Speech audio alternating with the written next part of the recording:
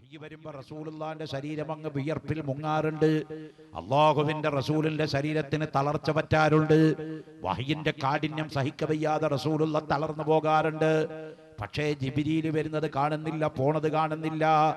അല്ലാഹുവിന്റെ റസൂലിനോട് ചോദിച്ചു, ജിബ്രീൽ വരുന്നത് എങ്ങനെയാണെന്ന് പറഞ്ഞു തരാമോ? അബ്ദുള്ളക്കാക്ക ബുഖാരി ഒന്ന് വായിക്കണം, വിവരല്ലെങ്കിൽ വിവരങ്ങളെ കുറെ കൊണ്ടൊന്ന് വായിപ്പിച്ച് കേൾപ്പിക്കണം കേട്ടോ. അതേ ബുഖാരി പറയുകയാണ്, റളിയല്ലാഹു അൻഹു രേഖപ്പെടുത്തി വെച്ചിരിക്കുകയാണ്, അല്ലാഹുവിന്റെ റസൂൽ പറയുന്നു, ജിബ്രീൽ എന്ന മലക്കന്റെ അടുത്തേക്ക് വരുന്നത് കസൽസിലത്തിൽ ജറസി,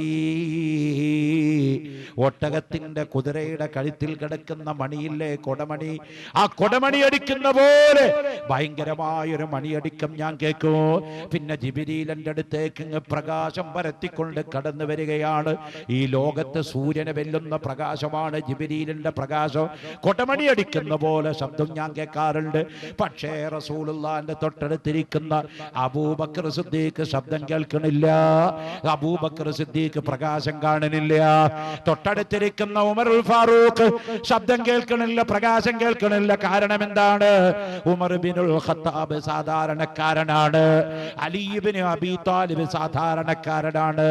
പ്രവാചകന്റെ കാഴ്ച സാധാരണ കാഴ്ചയല്ല, പ്രവാചകന്റെ ശ്രവണ ശക്തി സാധാരണ ശ്രവണ ശക്തിയല്ല, പ്രവാചകന്റെ കണ്ണ് സാധാരണ കണ്ണല്ല.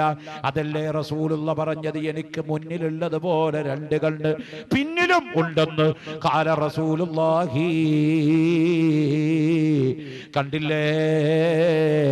ഖൈബർ യുദ്ധത്തിന് വേണ്ടി റസൂലുള്ള കിടങ്ങു കയറുന്ന സമയത്ത് സൈനബ് എന്ന് പറയുന്ന പെണ്ണ് റസൂലുള്ളാഹിനെ ചതിക്കാൻ പുറപ്പെട്ട കഥ അറിയാലോ. പൊരിച്ച ആടുമാംസത്തിൽ വിഷം കലർത്തിക്കൊണ്ട് സൈനബ് റസൂലുള്ളാഹിനെ കൊല്ലാൻ തീരുമാനിച്ചു. ആടുമാംസം പൊരിച്ചിട്ടതിൽ വിഷം തേച്ചുകൊണ്ട് ഖൈബർ യുദ്ധത്തിന് വേണ്ടി കിടങ്ങു കയറുന്ന സ്വഹാബത്ത് പരവശരായി നിൽക്കുമ്പോ സൈനബ് എന്ന പെണ്ണ് റസൂലുള്ളാഹിനെ വീട്ടിലേക്ക് ക്ഷണിച്ചു സദ്യ കൊടുക്കുകയാണ്. ആടുമാംസം ഇങ്ങനെ പൊരിച്ചു വെച്ചിരിക്കുകയാണ്. സഹാബത്ത് എന്ന് റസൂലുള്ള ചെന്നിരിക്കുമ്പോഴേക്കും വിശപ്പറിയാത്ത സ്വഹാബത്ത് ചിലരൊക്കെ കഴിക്കാൻ തുടങ്ങിയിരുന്നു. കഷ്ടം. ബഹുമാനപ്പെട്ട ബിശ്ർ റളിയല്ലാഹു തആല അൻഹു ഒരു കഷ്ടം ആടെടുത്ത് വായിൽ വെച്ചങ്ങ് കടിച്ച് ചവച്ചു തിന്നു. ചെന്നപ്പോഴേക്കും വിഷം അകത്ത് ചെന്നു, തലകറങ്ങി വീണുപോയി ബിശ്ർ. അല്ലാഹുവിന്റെ റസൂൽ ഒരു കഷ്ടം ആടിന്റെ കഷ്ടം വായിലേക്ക് അങ്ങ് വെച്ചപ്പോ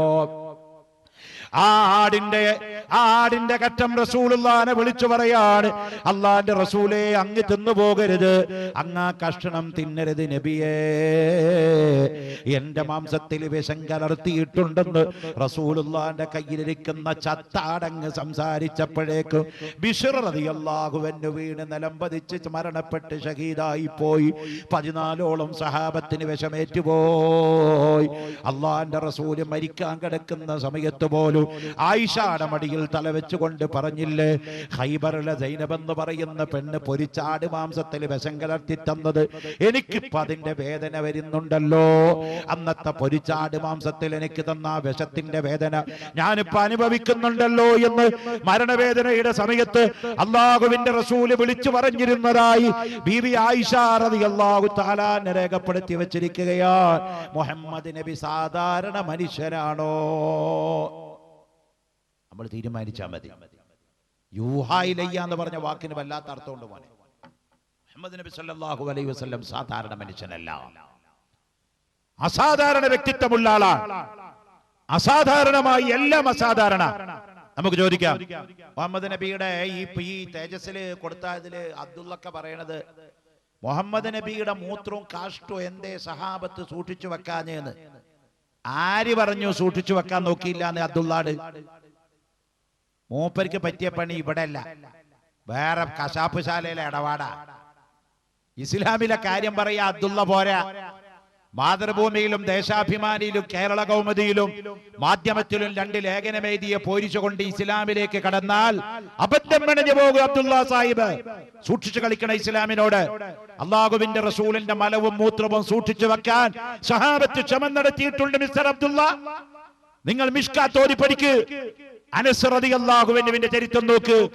14 കൊല്ലം അള്ളാഹുവിന്റെ റസൂലിന് ഖിദ്മത്ത് ചെയ്ത അനസ് തങ്ങൾ പറയാൻ, എനിക്ക് ജീവിതത്തിൽ വലിയ ആഗ്രഹം ഉണ്ടായിരുന്നു റസൂലുള്ളാഹിന്റെ കാട്ടം ഒന്ന് കാണണമെന്ന്, റസൂലുള്ളാഹിന്റെ മൂത്രം ഒന്ന് കാണണമെന്ന്. എന്തിനാത്? അബ്ദുള്ള വിചാരിക്കുന്ന ദ്വയാർത്ഥത്തിന് വേണ്ടിയല്ല. അബ്ദുള്ള വിചാരിക്കുന്ന അർത്ഥത്തിന് വേണ്ടിയല്ല. മുഹമ്മദ് നബിനെ പഠിക്കുകയായിരുന്നു സഹാബത്ത്. അല്ലാഹുവിന്റെ റസൂലിന്റെ ഓരോ ചലനങ്ങളും പഠിക്കുക. ഓരോ ചലനങ്ങളും സഹാബത്ത് രേഖപ്പെടുത്തി. എത്രത്തോളം? അല്ലാഹുവിന്റെ റസൂല് വഫാത്താകുന്ന സമയത്ത് റസൂലുള്ളാഹിന്റെ താടിയുടെ മുകളില് എത്ര മുടി നരച്ചിട്ടുണ്ട് സഹാബത്ത് എഴുതി വെച്ചു. റസൂലുള്ളാഹി വഫാത്താകുമ്പോഴേ അല്ലാഹുവിന്റെ റസൂലിന്റെ താടി രോമം എത്ര നരച്ചിട്ടുണ്ട് എന്ന് എഴുതി വെച്ചിട്ടുണ്ട് ഇവിടെ. അത് ഏതെങ്കിലും അനുയായികളുടെ എഴുതി വെച്ചിട്ടുണ്ടോ ഇവിടെ? അബ്ദുള്ള മനസ്സിലാക്കിയ ഇസ്ലാമല്ല യഥാർത്ഥ ഇസ്ലാം. അബ്ദുള്ള അമ്പലത്തിന്റെ മൂലയെ കടിച്ചുള്ളൂ, അമ്പലം വിഴുങ്ങിയിട്ടില്ല. പണ്ടൊരാൾ വിളിച്ചു പറഞ്ഞല്ലോ, ഞാൻ അമ്പലം വിഴുങ്ങിയേന്ന്. മസ്മരിച്ച കാണിച്ചത് അമ്പലത്തിന്റെ ഒരു മൂല പോയി കടിച്ചിട്ട്. അവ തെങ്ങിന്റെ മുകളിൽ ഇരിക്കുന്ന ഒരു ചെത്തുകാരൻ പറഞ്ഞു, ഏയ് ഞാൻ ഇവിടെ ഇരുന്ന് കാലുണ്ട്, മൂപ്പര് അമ്പലത്തിന്റെ മൂലയെ കടിച്ചിട്ടുള്ളൂ. അതുപോലെ മൂപ്പര് മൂല കടിച്ചിട്ട് ഇസ്ലാം വിഴുങ്ങി എന്ന അർത്ഥത്തില് മൂപ്പര് മുജിദ്ദിദും മുജിത്തഹിദും ഒക്കെ ആകാൻ നോക്കുക. ആകാമായിരുന്നു. പഠിക്കോ നിങ്ങൾ, പഠിക്കോ നിങ്ങൾ. എന്നിട്ടാവൂ നിങ്ങൾ പഠിക്കാതെ വിഡ്ഢിത്തം പുലമ്പിത്തരം വിളിച്ചു പോവരുത്. ആരുടെ പേരിലാ അബ്ദുള്ള പറയുന്നത് എന്ന് നോക്കണം. അഷ്റഫുൽ ഖൽഖ് മുഹമ്മദ് മുസ്തഫ, അഷ്റഫുൽ ഖൽഖ് മുഹമ്മദ് റസൂലുള്ളാഹി സല്ലല്ലാഹു അലൈഹി വസല്ലം തങ്ങളെ 14 കൊല്ലം റസൂലുള്ളാഹിക്ക് ഖിദ്മത്ത് ചെയ്ത അനസ് റളിയല്ലാഹു അൻഹു പറയാ, എനിക്ക് റസൂലുള്ളാഹിന്റെ മൂത്രം ഒന്ന് കാണണമെന്ന് ആഗ്രഹം ഉണ്ടായി. നബിയുടെ മൂത്രവും കാഷ്ടവും സാധാരണ വ്യക്തിയാണല്ലോ നബി, സഹാബത്ത് മനസ്സിലാക്കിയതല്ലേ, അതിന് ചരിത്രം വേറെയും വരുന്നുണ്ട്. അപ്പൊ അനസ് തങ്ങൾ പറയാണ്, മക്കയിൽ നിന്ന് മദീനയിലേക്ക് അല്ലാഹുവിന്റെ റസൂൽ യാത്ര ചെയ്യുന്ന സമയം അല്ലാഹുവിന്റെ റസൂലിന്റെ പിറകിൽ കൂടി ഞാൻ മലമൂത്ര വിസർജനത്തിന്റെ സമയമായപ്പോൾ ഒരു ഈത്തപ്പനയുടെ മറവിൽ നബി തങ്ങൾ വിശ്രമിക്കാനിരുന്നു. മലമൂത്ര വിസർജനത്തിന് വിസർജനമൊക്കെ കഴിഞ്ഞപ്പോ റസൂലുള്ളാഹി അനസിനെ വിളിച്ചു, അനസേ തോൽപാത്രത്തിൽ നിറച്ച് വെള്ളമുണ്ട്, കുറച്ചു വെള്ളം കൊണ്ടുവാ എനിക്ക് മനഘോരത്തിന് വേണ്ടി. അനസ് റളിയല്ലാഹു അൻഹു പറയാണ്, ഞാൻ അല്ലാഹുവിന്റെ റസൂലിന് മനഘോരത്തിന് വേണ്ടി കുറച്ച് തോൽപാത്രത്തിൽ വെള്ളം കൊണ്ട് ചെന്നു. മനഘോരം കഴിഞ്ഞ് നബി തങ്ങൾ അങ്ങ് എഴുന്നേറ്റ് പോയപ്പോൾ ഞാൻ റസൂലുള്ള കാട്ടിച്ച ഭൂമിയിലേക്കൊന്ന് നോക്കി അത്യാഗ്രഹത്തോടെ, റസൂലുള്ള മൂത്രിച്ച ഭൂമിയിലേക്കൊന്ന് നോക്കി അത്യാഗ്രഹത്തോടെ. റസൂലുള്ളാന്റെ മൂത്രത്തെ സംബന്ധിച്ച് അനസ് തങ്ങൾ പറയാണ്, ഭൂമി 2 കഷ്ടമായി പിളർന്നു. അവിടെ നബി തങ്ങളുടെ കാഷ്ടവും മൂത്രവും ഒരാൾക്കും കാണാൻ പറ്റാത്ത നിലക്ക് ഭൂമി കബറടക്കം നടത്തി. വലദതുഹു മഖ്തൂനൻ വമക്ഹൂലൽ കമാ ഖദ് ജാഅ ഫിൽ ഖബരി സ്വഹീഹിൽ മുസ്നദൂ. മങ്കൂസ് മൗലിദിൽ പറഞ്ഞത് എന്താണ്? അല്ലാഹുവിന്റെ റസൂലിനെ പ്രസവിക്കുമ്പോഴേ ആമിന ബീവി റളിയല്ലാഹു അൻഹയുടെ വയറ്റിൽ നിന്ന് അല്ലാഹുവിന്റെ റസൂല് പുറത്തേക്ക് വരുമ്പോ തന്നെ വലദത്തുഹു മഖ്തൂനൻ, ജനനേന്ദ്രിയത്തിന്റെ തലപ്പ് ഛേദിച്ച് സുന്നത്ത് കഴിഞ്ഞിരുന്നു. വമക്ഹൂലൻ, അല്ലാഹുവിന്റെ റസൂലിന്റെ 2 കണ്ണിലും സുറുമ എഴുതപ്പെട്ടിരുന്നു. എന്താണ് അതിന്റെ കാരണം? ഭൂമിയിൽ അല്ലാഹുവിന്റെ റസൂലിന്റെ നഗ്നതയുള്ള ഔറത്ത് ഒരാളുടെ കൈകൊണ്ട് തൊടിയിക്കുന്നത് റസൂലുള്ളാഹിക്ക് പൊരുത്തമല്ല. അതുകൊണ്ടാണ് 17കാരത്തിയായ ആയിഷ ബീവി പറഞ്ഞത് കണ്ടോ, അള്ളാന്റെ റസൂലും ഞാനും കൂടി 9ാമത്തെ വയസ്സ് മുതൽ റസൂലുള്ളാന്റെ കൂടെ ജീവിച്ചു. 7ാമത്തെ വയസ്സ് മുതൽ ഭാര്യ പദവി കിട്ടി. 9ാമത്തെ വയസ്സ് മുതൽ റസൂലുള്ളാന്റെ കൂടെ ജീവിച്ചു. 17 വയസ്സ് ആയിഷക്കുള്ളപ്പോ അള്ളാന്റെ റസൂല് മരണപ്പെട്ടു പോയി. ആയിഷ പറയാണ്, ലോകം കണ്ടതിൽ വെച്ച് ഏറ്റവും വലിയ നാണമുള്ള ആള് അഷ്റഫുൽ ഖൽഖ് മുഹമ്മദ് മുസ്തഫ തങ്ങളാണ്. കാരണം ഒരിക്കൽ പോലും മുഹമ്മദുർ റസൂലുള്ളാഹ് എന്റെ ഔറത്ത് കണ്ടിട്ടില്ല. ഞാനും മുഹമ്മദ് നബിയുടെ ഔറത്ത് കണ്ടിട്ടില്ല. ആരാ പറയുന്നത്? ഭാര്യ. ഒരു ഭാര്യക്ക് ഭർത്താവിന്റെ എല്ലാം കാണാം, ഒരു ഭർത്താവിന് ഭാര്യയുടെ എല്ലതും ആവാം. അതുകൊണ്ടാണ് ഖുർആൻ പറഞ്ഞത്, ഹുന്ന ലിബാസുൽ ലക്കും വ അൻതും ലിബാസുൽ ലക്കും.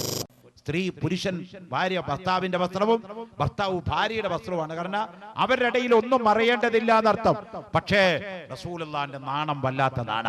ആയിഷയുടെ ഔറത്ത് ഒരിക്കൽ പോലും റസൂലുള്ളാഹി നോക്കിയിട്ടില്ല. ആയിഷ ബീവി പറയാണ്, അങ്ങനത്തെ റസൂലുള്ളാഹിന്റെ ഔറത്ത് എനിക്കും നോക്കാൻ ലജ്ജ. ഭാര്യ ഭർത്താക്കന്മാരുടെ ഇടയിലെ ആ മുഹമ്മദ് നബിനെ പറ്റി ആ സ്ത്രീ ലംബടൻ എന്ന് എഴുതി വിട്ടത്.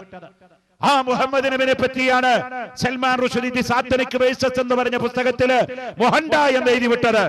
ചിന്തിക്കണം വിമർശകന്മാരെ, ഇസ്ലാമിനെ പറ്റി ആധികാരികമായി പഠിക്കണം. ഇരിക്കട്ടെ, ഞാൻ പറഞ്ഞ വിഷയത്തിലേക്ക് വരാം. അനസ് റളിയല്ലാഹു അൻഹു പറയാണ്, അല്ലാഹുവിന്റെ റസൂലിന്റെ മലവും മൂത്രവും എനിക്ക് കാണാൻ പറ്റിയില്ല. എന്നാ ഉമ്മു സുലൈമ ബീബി പറയുന്നതോ റസൂലുള്ള ഇടക്കിടക്ക് എന്റെ വീട്ടിലേക്ക് കിടക്കാൻ വരാറുണ്ട്. റസൂലുള്ള വരുമ്പോ ഞാൻ റസൂലുള്ളാക്ക് എന്തെങ്കിലും ഹദിയ കൊടുക്കാറുണ്ട്. പാല്, റസൂലുള്ളാക്ക് വലിയ ഇഷ്ടമുള്ള ഒരു ആഹാര പാല്, റസൂലുള്ളാക്ക് വലിയ ഇഷ്ടമുള്ള മറ്റൊരാകാര തേന്, റസൂലുള്ളാക്ക് ഇഷ്ടമുള്ള പുഷ്പമായിരുന്നു റൈഹാൻ. ഇത് മൂന്നും ആരെങ്കിലും നിങ്ങൾക്ക് ഹദിയ ചെന്നാൽ അത് മടക്കാൻ പാടില്ലെന്ന് കാല റസൂലുള്ളാഹി. ഒരാൾ റൈഹാൻ പുഷ്പം തന്നു, ഇതൊന്നും എനിക്ക് വേണ്ടടോ, കൊണ്ടകടാന്ന് പറയണ്ട, അത് വാങ്ങിച്ചോ. ഒരാൾ ഒരു ഗ്ലാസ് പാല് കുടിക്കാൻ തന്ന കൊളസ്ട്രോളും ഷുഗറും പ്രഷറും ഒന്നും ഇല്ലെങ്കിൽ കുടിച്ചോ, അതുള്ളത് കുടിക്കണ്ട കേട്ടോ, അതില്ലാത്തോളത് കുടിച്ചോ. ഇനി പാല് കുറച്ചൊക്കെ കുടിച്ച് ചായ കൂട്ടി കുടിച്ചാലും കൊളസ്ട്രോൾ കൂടുകയൊന്നുമില്ല, അതിന്റെ മുകളിലെ കൊഴുപ്പ് അങ്ങനെ നീക്കിയാൽ മതി. റസൂലുള്ളാഹിക്ക് ഇഷ്ടമുണ്ടായിരുന്ന സാധനമാണ് പാല്. റസൂലുള്ള കഴിച്ചിരുന്ന പ്രധാനപ്പെട്ട ഭക്ഷണങ്ങളൊന്നാണ് തേന്. സഫിയ ബീവിയുടെ അടുത്ത് ചെല്ലുമ്പോൾ റസൂലുള്ളാഹിക്ക് ഡെയിലി തേൻ കൊടുക്കുമായിരുന്നു എന്നാ പറഞ്ഞത്. റസൂലുള്ളാഹിക്ക് വലിയ ഇഷ്ടമായിരുന്നു തേന്. ആവട്ടെ അള്ളാന്റെ റസൂൽ ഉമ്മു സുലൈമ ബീബി പറയാണ്, ഞാൻ അള്ളാന്റെ റസൂലിന്റെ വീട്ടിൽ വന്ന് കിടക്കുമ്പോ റസൂലുള്ളാന്റെ വിയർപ്പെടുത്ത് കൊണ്ടുപോയി ഞാനൊരു കുപ്പിയിൽ ഇങ്ങനെ നിറക്കുകയാണ്. വിയർപ്പ് കൊണ്ടുപോയി കുപ്പിയിൽ നിറക്കുകയാണ്. അള്ളാന്റെ റസൂല് ചോദിച്ചു, യാ ഉമ്മ സുലൈം, എന്തിനാ നീ എന്റെ വിയർപ്പെടുത്ത് കൊണ്ട് കുപ്പിയിൽ നിറക്കുന്നത്? റസൂലുള്ളാഹി തങ്ങൾ ചോദിച്ചപ്പോ ഉമ്മു സുലൈമാന്റെ മറുപടി എന്താണെന്നറിയോ നബിയേ? എന്റെ കുഞ്ഞുമക്കൾക്ക് വയറുവേദന വന്നാൽ അങ്ങയുടെ വിയർപ്പ് കൊണ്ടുപോയി പച്ചവെള്ളത്തിൽ കലക്കി കുടിക്കാൻ ഉമ്മു സുലൈമാ ബീബിക്ക് ഭ്രാന്താണെന്ന് പറയാൻ ഓ അബ്ദുല്ലാക്ക് നാവുറക്കുമോ? പോട്ടെ, ഉമ്മു സുലൈമാക്ക് ഭ്രാന്താണെങ്കിൽ റസൂലുള്ളാഹിക്ക് പറയായിരുന്നില്ലേ, ഉമ്മ സുലൈമാ, എന്റെ വിയർപ്പ് ഒരു സാധാരണ മനുഷ്യന്റെ വിയർപ്പ് കലക്കി കുടിക്കേ, ഒരു സാധാരണ മനുഷ്യന്റെ വിയർപ്പ് അത്തറുണ്ടാക്കേ, ഒരു സാധാരണ മനുഷ്യനായി എന്റെ വിയർപ്പ് എന്തിനാ കുപ്പിയിലാക്കുന്നത്? ചെയ്യരുത് എന്ന് പറയാൻ റസൂലുള്ളാഹിക്ക് എന്താ പേടിയുണ്ടോ? പറയേണ്ടടുത്ത് റസൂലുള്ള അങ്ങനെ പറഞ്ഞിട്ടുണ്ട്. അന്ധവിശ്വാസം പറഞ്ഞിടത്ത് അങ്ങനെ പറഞ്ഞിട്ടുണ്ട്. ഉദാഹരണം ഞാൻ പറഞ്ഞു തരാ. റസൂലുള്ളാഹിന്റെ പ്രിയപ്പെട്ട മകനായ ഇബ്രാഹിം റളിയല്ലാഹു അൻഹു എന്ന കുട്ടി മരിച്ചപ്പോ മാരിയത്തുൽ ഖബ്തിയ എന്ന ഭാര്യയിൽ നിന്ന് അല്ലാഹുവിന്റെ റസൂലിനെ ജനിച്ച കുട്ടിയാണ് ഇബ്രാഹിം. ആ കുട്ടി അങ്ങ് മരിച്ചപ്പോ ഇത് പറഞ്ഞുകൊണ്ടിരിക്കുന്നതിന്റെ ഇടയില് പെട്ടെന്ന് അവിടെ സൂര്യഗ്രഹണമുണ്ടായി. ഇബ്രാഹിം റളിയല്ലാഹു അൻഹു എന്ന കുട്ടി അങ്ങ് വഫാത്തായിട്ട് റസൂലുള്ളാഹി മയ്യിത്ത് ഖബറിലിറക്കുമ്പോ അവിടെ സൂര്യഗ്രഹണം സംഭവിച്ചു. ഉടനെ സഹാബത്തിന്റെ കൂട്ടത്തിൽ കുറച്ച് സഹാബത്ത് പറഞ്ഞു, കണ്ടോ അല്ലാഹുവിന്റെ റസൂലിന്റെ കുട്ടി മരിച്ചത് കൊണ്ടാണ് ഈ സൂര്യഗ്രഹണം ഇപ്പണ്ടായത് എന്ന് പറഞ്ഞു. ഇതാര് കേട്ടു? അഷ്റഫുൽ ഖൽഖ് മുഹമ്മദ് മുസ്തഫ. മോനെ മുഹമ്മദ് മുസ്തഫ. നബിദിന സമ്മേളനത്തിൽ കിട്ടേണ്ടത്, അങ്ങോട്ട് കൊടുക്കേണ്ടത്, വാങ്ങേണ്ടതും പൂജി സലാത്ത മുഹമ്മദ് മുസ്തഫ സല്ലല്ലാഹു അലൈഹി വസല്ലം തങ്ങളത് കേട്ടു. ഏത്? ഇബ്രാഹിം എന്ന കുട്ടി മരിച്ചത് കൊണ്ടാ സൂര്യഗ്രഹണം ഉണ്ടായത്. ഇത് കേട്ട അല്ലാഹുവിന്റെ റസൂല് പറഞ്ഞു പോയി, അല്ല അല്ല, ഞാൻ മരിച്ചത് കൊണ്ടോ നിങ്ങൾ മരിച്ചത് കൊണ്ടോ എന്റെ മകൻ മരിച്ചത് കൊണ്ടോ സൂര്യഗ്രഹണം ഉണ്ടാവില്ല. സൂര്യന്റെയും ചന്ദ്രന്റെയും ചില കറക്കത്തിന്റെ ഫലമായി, ഭൂമിയുടെ കറക്കത്തിന്റെ ഫലമായി ഉണ്ടാകുന്നതാണ് സൂര്യഗ്രഹണം. അത് മരിച്ചതിന്റെ പേരിൽ കെട്ടിവെക്കല് അന്ധവിശ്വാസമാണ്. അത് പറയാൻ കഴിവുള്ള റസൂലുള്ളാഹിക്ക് തന്റെ സ്വന്തം ശരീരത്തിൽ വിയർപ്പെടുത്തിട്ട് ഉമ്മു സുലൈമ മക്കൾക്ക് കലക്കി കൊടുക്കുമെന്ന് പറഞ്ഞപ്പോ, സെന്റില്ലെങ്കിൽ എന്റെ മക്കളുടെ മുഖ പുറത്ത് റസൂലുള്ളാഹിന്റെ വിയർപ്പ് തേക്കുമെന്ന് പറഞ്ഞപ്പോ മുഹമ്മദ് നബിക്ക് വിവരമില്ലാഞ്ഞിട്ടാണോ അബ്ദുല്ലാ ഉണ്ടാതിരുന്നത്? ചരിത്രം പഠിക്കണം. ആയിഷ ബീവിയുടെ ഖദ്ദാമയായ ഒരു പെണ്ണുണ്ടായിരുന്നു. ഖദ്ദാമ. ഗദ്ദാമ എന്ന് പറഞ്ഞ സിനിമയല്ല പറയണത്, ഖദ്ദാമ. ഗദ്ദാമ ഖാദിമത്ത്, ഭൃത്യ. ആയിഷ ബീവിക്ക് ഖിദ്മത്ത് എടുക്കാൻ ഒരു പെണ്ണുണ്ടാണ്, ഭൃത്യ, ഒരു വേലക്കാരത്തി. അവൾ ഒരു നബി സല്ലല്ലാഹു അലൈഹി വസല്ലം തങ്ങള് രാത്രി മൂത്രമൊഴിച്ചു വെക്കുന്ന ഒരു ഏർപ്പാടുണ്ടായിരുന്നു. ഇന്നത്തെ പോലെ അറ്റാച്ച്ഡ് ബാത്റൂം ഒന്നും ഇല്ലല്ലോ. നബിയുടെ വീട് എന്നൊക്കെ പറഞ്ഞാൽ ഇപ്പോഴേ ലളിതമായ വീട്. നബിയുടെ വീട് ഒരു ചെറിയൊരു ഓലപ്പുര, അതിന്റെ അകത്തൊരു അടുക്കള, ഒരു ബെഡ്റൂം, ഒരു ഈത്തപ്പനയുടെ ഓല കൊണ്ട് മറച്ചു വെക്കുന്ന ഒരു വാതില്, അതിൽ റസൂലുള്ള കിടക്കുന്ന കട്ടില് ചൂടി കൊണ്ട് മുടഞ്ഞുണ്ടാക്കിയ ഒരു കട്ടല്, അതിൽ ലീഫ് എന്ന് പറയുന്ന ഈത്തപ്പനയുടെ ഇല കുത്തിപ്പി ചതച്ചുണ്ടാക്കി വെക്കുന്ന തലയണ, ഒരു രാജാവ് റസൂലുള്ളാഹിക്ക് കൊടുത്തയച്ച ഒരു കമ്പിളി പുതപ്പ്. ഇതാണ് റസൂലുള്ളാഹിന്റെ ബെഡ്റൂം വിശേഷം. കേട്ടോ മോനെ, ആ ഈത്തപ്പനയുടെ ലീഫ് എന്ന് പറയുന്ന തലയണയും കമ്പിളിപ്പതപ്പും ചൂടികൊണ്ട് മെടഞ്ഞുണ്ടാക്കിയ കട്ടിലിന്റെ മുകളിലാണ് ആയിഷ ബീവിയും റസൂലുള്ളയും കൂടി കിടന്നുറങ്ങാറുള്ളത്. കണ്ടോ നിങ്ങള്? ആ ആയിഷ ബീവിയും റസൂലുള്ളയും തമ്മിൽ കിടന്നുറങ്ങാറുള്ളത്. അഷ്റഫുൽ ഖൽഖ് സല്ലല്ലാഹു അലൈഹി വസല്ലം തങ്ങള് ലോകത്തെ ഏറ്റവും അധികം ലളിത ജീവിതം നയിച്ച മഹാനായിരുന്നു. ലളിത ജീവിതം, അല്ലാഹുവിന്റെ റസൂൽ ലോകത്തെ ഏറ്റവും അധികം ലളിത ജീവിതം നയിച്ച മഹാനായിരുന്നു. ആ റസൂലുള്ളാഹി സല്ലല്ലാഹു അലൈഹി വസല്ലം തങ്ങള് സാധാരണ മനുഷ്യനാണെന്ന് പറയാൻ ആർക്കാണ് സാധിക്കുക? പ്രിയപ്പെട്ടവരെ, കേവലം ഒരു സാധാരണ മനുഷ്യനാണോ മുഹമ്മദ് നബി? എത്ര എത്ര തെളിവുകൾ നമുക്ക് വീണ്ടും നിരത്താം. പറഞ്ഞില്ലേ, ആയിഷ ബീവി റളിയല്ലാഹു അൻഹയുടെ വീട്ടില് ഒരു വൃദ്ധയായ പെണ്ണുണ്ടായിരുന്നു. ആ പെണ്ണ് ഒരു ദിവസം റസൂലുള്ള മൂത്രമൊഴിച്ച് പാത്രം രാത്രി മൂത്രമൊഴിച്ച് വെച്ചിട്ടുണ്ടായിരുന്നു. അള്ളാഹുവിന്റെ പ്രവാചകര് ഉറങ്ങുന്ന സമയം ഈ ആയിഷയുടെ വൃത്തിയായ പെണ്ണിന് അസഹനീയമായ വയറുവേദന. അവള് നോക്കിയപ്പോ പ്രവാചകന്റെ മൂത്രമൊഴിച്ചു വെച്ച പാത്രം എടുത്ത് കുടിച്ചു. അവള് പ്രവാചകന്റെ മൂത്രമാണെന്ന് അറിഞ്ഞിട്ട് തന്നെയാ കുടിച്ചത്. അവളുടെ വയറുവേദന നിന്നുപോയി. നേരം വെളുത്തപ്പോ റസൂലുള്ളാഹിനോട് വന്നിട്ട് പറഞ്ഞു, നബിയേ, ഞാൻ ഇങ്ങനെ ഒരു അബദ്ധം ചെയ്തു പോയിട്ടുണ്ട്, എനിക്ക് മാപ്പാക്കണേ. ആ പെണ്ണിനോട് റസൂലുള്ള വിളിച്ചു പറഞ്ഞത്, നിന്റെ വയറുവേദന മാത്രമല്ല മാറിയത്, നിന്റെ ശരീരം നരകത്തുനിന്ന് ഇത്കാക്കപ്പെട്ടു. പ്രവാചകന്റെ അവശിഷ്ടം നിന്റെ വയറ്റിൽ കടന്നതുകൊണ്ട് നരകത്തുനിന്ന് ഇത്കാക്കപ്പെട്ടു. സാധാരണ മനുഷ്യനല്ല മുഹമ്മദ് നബി. സ്വഹാബത്ത് മനസ്സിലാക്കിയതാ. വിയർപ്പ്. ഇനി മുടിയോ? ഇപ്പൊ മർക്കസിലുള്ള മുടിക്ക് സനതുണ്ടോ ഇല്ല എന്നാണ് ഇപ്പൊ അബ്ദുള്ളാക്ക് അറിയേണ്ടത്. അതിന് തേജസ്സിൽ ലേഖനം എഴുതിയിട്ട് കാര്യമുണ്ടോ? തലേ ചൊറിയുമ്പോ പുറം മാന്തിയിട്ട് വല്ല കാര്യമുണ്ടോ? ഇപ്പൊ മർക്കസിലുള്ള മുടിക്ക് സനതുണ്ടോ എന്നറിയാൻ കാന്തപുരം AP അബൂബക്കർ മുസ്ലിയാർ ശൈഖുനാനെ കണ്ട് ഒന്ന് ചോദിക്കാൻ മിസ്റ്റർ അബ്ദുള്ള തയ്യാറുണ്ടെങ്കിൽ സനത് തരാം. പക്ഷേ ഈ ജമാഅത്തെ ഇസ്ലാമിന്ന് മടങ്ങി സുന്നിയാകാൻ തയ്യാറുണ്ടോ? സുന്നിയാകണം. ഇതൊക്കെ കണ്ടിട്ടും പിന്നെ അബൂജാഹിൽ മുസ്ലിം ആകാത്ത പോലെ ആകരുത്. അബൂജാഹിൽ മരിക്കാൻ കിടക്കുന്ന സമയത്ത് ബദർ യുദ്ധത്തില് അബ്ദുല്ലാഹി ബിൻ മസ്ഊദ് റളിയല്ലാഹു അൻഹു കൊല്ലാൻ ചെന്നു. ചരിത്രം ചുരുക്കി പറയാ. അപ്പൊ അബൂജാഹിൽ ഇങ്ങനെ കെടുക്കുകയാണല്ലോ. മീകായിൽ എന്ന മലക്കിന്റെ കുത്തുകൊണ്ടിട്ട് നീക്കാൻ വയ്യാതെ കിടക്കുക, മലായിക്കത്തിന്റെ ഏറും കുത്തും കൊണ്ടിട്ട്. അപ്പോഴാ പറഞ്ഞത് അബൂജാഹിൽ, അബ്ദുല്ലാഹി ബിൻ മസ്ഊദ് ആണെങ്കിൽ ചെറിയൊരു സഹാബിയാ, കയ്യിലാണെങ്കിൽ ഒരു പൊട്ടിയ വാളാ, പകുതി ഇല്ല, പകുതി വാളുള്ളൂ, അതായിട്ടാ ചെല്ലണത്. അബൂജാഹിൽ ചെന്ന വയ്ക്കാനെ പറഞ്ഞ, എടാ അബ്ദുള്ള, നീ എന്നെ കൊന്നോ, പക്ഷെ എന്റെ കയ്യിലുള്ള മൂർച്ചയില്ലാത്ത വാളുകൊണ്ട് എന്റെ കഴുത്ത് വെട്ടരുത്. പകരം എന്റെ അരയിൽ കിടക്കുന്ന സ്വർണത്തിന്റെ പിടിയില്ല മനോഹരമായ പിടിവാള്, അതുകൊണ്ട് എന്റെ കഴുത്ത് പെട്ടെന്ന് മുറിക്കണം. അപ്പൊ അബ്ദുല്ലാഹി ബിൻ മസ്ഊദ് തങ്ങൾ ചോദിച്ചു, നമുക്കൊരു കോംപ്രമൈസ് ആയിക്കൂടെ? അവസാന ഘട്ടത്തിൽ ഇസ്ലാം കാരുണ്യത്തിന്റെ മത, കൊല്ലാൻ പഠിപ്പിക്കണ മതമല്ല. അബ്ദുല്ലാഹി ബിൻ മസ്ഊദ് പറഞ്ഞു, കൊല്ലണോ നിന്നെ? ഞാൻ കൊല്ലണം. അള്ളാന്റെ റസൂലിന്റെ ശിഷ്യനായ അബ്ദുല്ലാഹി ബിൻ മസ്ഊദ് തങ്ങൾ ചോദിച്ചു, അബൂജാഹിലെ, ഈ മുഹമ്മദ് നബിനെ പറ്റി നിന്റെ അഭിപ്രായം എന്താ വെച്ചു? അബൂജാഹിൽ പറഞ്ഞ എന്താണെന്നറിയോ?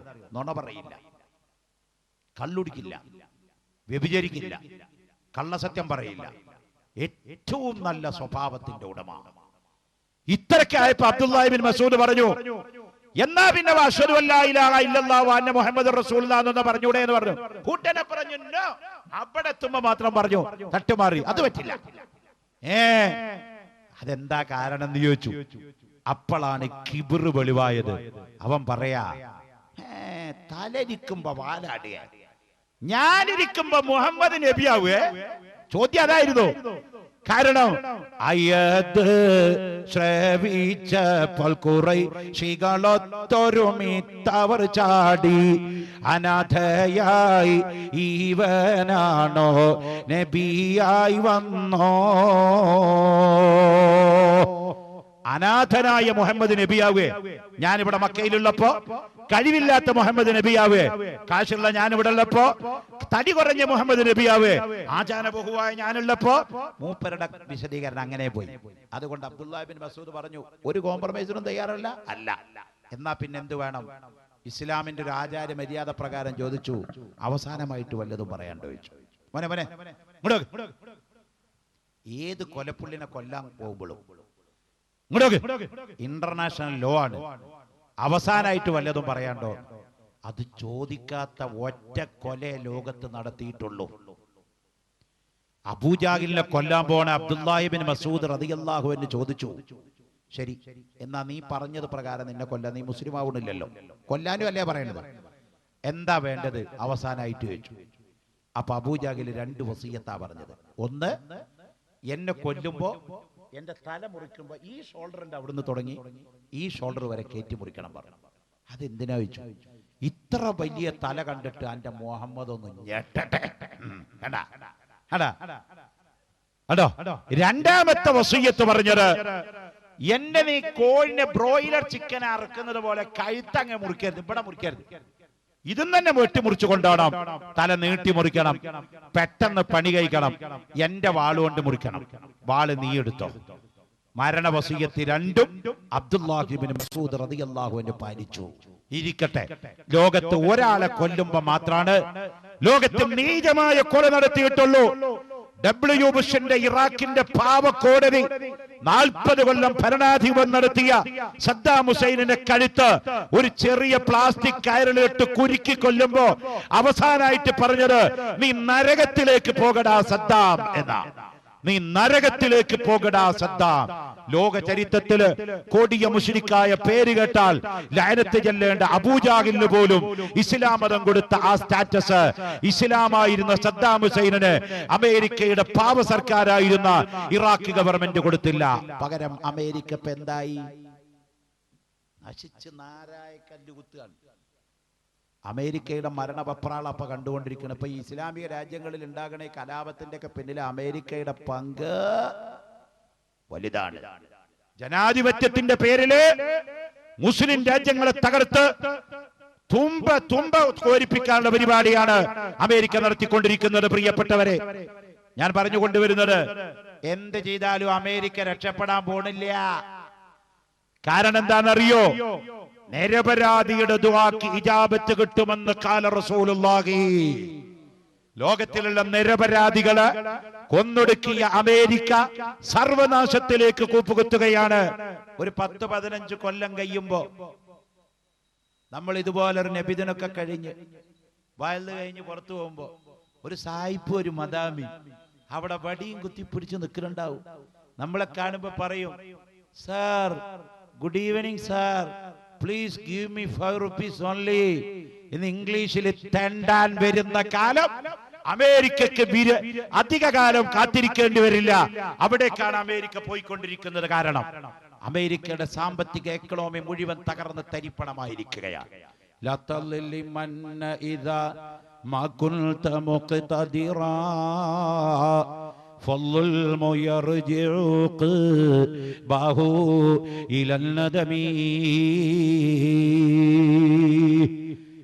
നിരപരാധിയുടെ ദുആക്ക് ഇജാബത്തുണ്ട്, ആക്രമിക്കപ്പെടുന്നവന്റെ ദുആക്ക് ഇജാബത്തുണ്ട് എന്ന് അവൻ ഏത് മതക്കാരനായാലും ജാതിയായാലും ഏത് കമ്മ്യൂണിറ്റി ആയാലും മതമില്ലാത്തവനായാലും അവൻ മനുഷ്യനല്ലെങ്കിലും ജന്തുവായാലും ആക്രമിക്കപ്പെടുന്നവന്റെ ദുആക്ക് ഇജാബത്ത് നൽകപ്പെടുമെന്ന് ഖാല റസൂലുള്ളാഹി. ഇരിക്കട്ടെ, ഞാൻ പറഞ്ഞു വെച്ചത് നമ്മുടെ 2 വിഷയമാണ് ഇന്നിവിടെ ചർച്ച ചെയ്യുന്നത്. ഒന്ന്, മുഹമ്മദ് നബി സാധാരണ മനുഷ്യനല്ല. 2, ഇസ്ലാം മതം അള്ളാഹുവിന്റെ മതം ആണ്. മുഹമ്മദ് നബി സല്ലല്ലാഹു അലൈഹി വസല്ലം തങ്ങൾ സാധാരണ മനുഷ്യനല്ല എന്നതിന് ഇനിയും എത്രയോ തെളിവുകൾ നമുക്ക് കൊണ്ടുവരാനുണ്ട്. പ്രിയപ്പെട്ടവരെ, അള്ളാഹുവിന്റെ റസൂലിന്റെ ഭൗതികമായ അവശിഷ്ടങ്ങൾ ബഹുമാനപ്പെട്ട സ്വഹാബത്ത് സൂക്ഷിച്ചു വെച്ചിട്ടില്ലേ? യർമൂക്ക് യുദ്ധത്തിന് പുറപ്പെടുന്ന സമയത്ത് ബഹുമാനപ്പെട്ട ഖാലിദ് ബിനുൽ വലീദ് റളിയല്ലാഹു അൻഹുവിന്റെ തലയിൽ ഒരു തൊപ്പിയുണ്ടായിരുന്നു.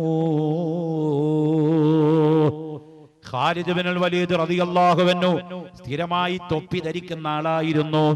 ആ ഖാലിദ് ബിനുൽ വലീദ് റളിയല്ലാഹു അൻഹു ധരിച്ചിരുന്ന തൊപ്പി അങ്ങ് വീണുപോയി. മൈലുകൾ യാത്ര ചെയ്തപ്പോഴാണ് തൊപ്പി വീണുപോയ സംഭവം ഖാലിദ് റളിയല്ലാഹു അൻഹു അറിയുന്നത്.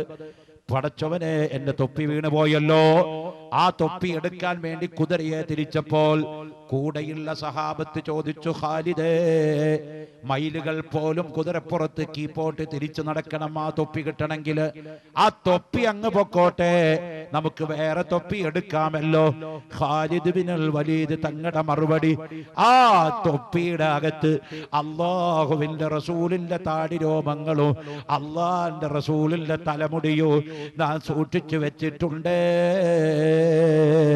അല്ലാഹുവിന്റെ റസൂലിന്റെ ബർക്കത്ത് കിട്ടാൻ ഖാലിദ് ബിനുൽ വലീദ് റളിയല്ലാഹു അൻഹുവിന്റെ തൊപ്പിയുടെ അകത്ത് അവിടുത്തെ താടിയും തലമുടിയും സൂക്ഷിച്ചു വെച്ചത് യർമൂക്ക് യുദ്ധത്തില് മൈലുകൾക്കപ്പുറത്ത് യാത്ര ചെയ്തിട്ട് ആ തൊപ്പിയെടുത്ത് തലയിൽ വെച്ചിട്ട് ഖാലിദ് പിന്നെ യുദ്ധത്തിന് വന്നുള്ളൂ.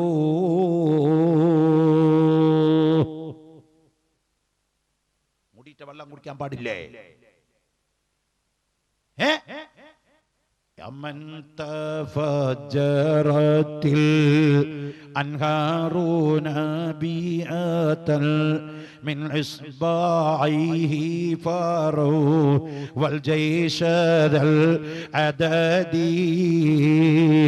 ചൊല്ലിക്കൊരു സലാത്ത് മദീനയിലേക്ക്. മൗലായ സ്വല്ലി വസല്ലിം ദായിമൻ അബദാ അലാ ഹബീബിക ഖൈറിൽ ഖൽഖി കുല്ലിഹിം. അല്ലാഹുവിന്റെ റസൂലിന്റെ മുഅ്ജിസത്തുകളിൽ വളരെ പ്രധാനപ്പെട്ട ഒരു മുഅ്ജിസത്താണ് നബി തങ്ങളുടെ കയ്യിന്റെ ഇടയിൽ നിന്ന് ഉറവ പൊട്ടിയത്.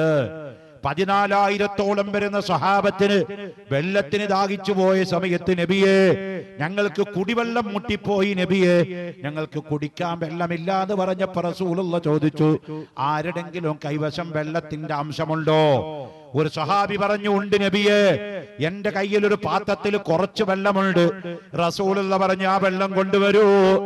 ആ പരന്ന പാത്രത്തിൽ റസൂലുള്ളാഹിന്റെ 10 വിരലുകൾ വെച്ചിട്ട് വെച്ചപ്പോ അതാണ് കവി പറഞ്ഞത്, യമൻ തഫജ്ജറത്തിൽ അൻഹാറു നാബിയതൻ. അല്ലാഹുവിന്റെ റസൂലിന്റെ കയ്യിന്റെ ഉറവിന്റെ ഇടയിൽ നിന്ന് ധാരധാരയായി ഉറവ് പൊട്ടിയല്ലോ. ആ വെള്ളം സഹാബത്ത് മതിയാവോളം കുടിച്ചു, തോൽപാത്രത്തിൽ സൂക്ഷിച്ചു.